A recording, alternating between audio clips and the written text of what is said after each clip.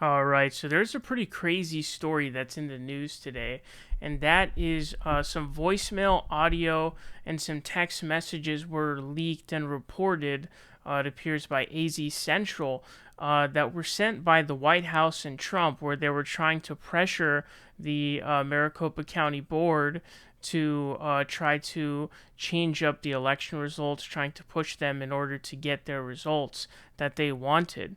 So this article that I'm reading says White House operator Trump allies called election supervisors in Arizona. So it explains former President Trump, Arizona GOP Chair Kelli Ward, and Trump's personal lawyer Rudy Giuliani tried to contact Maricopa County supervisors weeks after the 2020 election in an effort to get the county to change its election results. The news outlet obtained voicemails and text messages from allies of the former president inquiring about how the county was going to address alleged irregularities in the vote count. Some of the concerns by Trump's allies related to the voting software and Trump's performance in the election.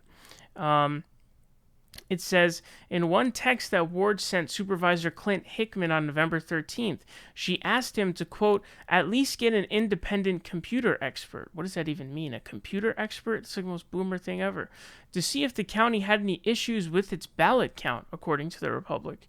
At the time, Hickman was the chair of the Maricopa County Board of Supervisors, which would have given him the ability to certify or delay 2020 election results, among other things. Quote, not someone who already works there, she reportedly wrote. These ballots can be counted manually, assuming nobody deleted the folder holding the ambiguous ballot scans. If the folder was deleted, federal data forensics teams could theoretically undelete it and perhaps track down the person who deleted it.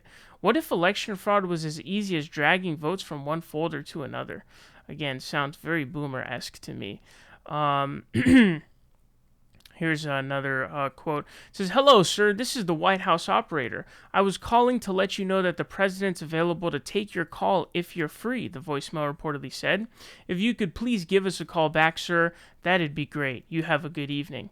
Hickman told the Republic that he believed Trump was going to ask him to change the results of the 2020 election or promote other election-based conspiracy theories, so he decided not to follow up. Quote, I didn't want to walk into that space, Hickman told the Republic. So this is a pretty huge deal, man. This has to be like historic in terms of the kind of pressure that the White House was trying to exert on Maricopa County to try to get the election results in Arizona changed. Arizona also really hurt their argument at the time. It was a really big blunder on their part because they were getting close in Arizona. Even I had thought that Trump would end up overtaking Arizona, although it didn't appear that he did. What was interesting was they were saying stop the count in areas where he was leading, but then in Arizona he was saying keep counting. He was saying keep going.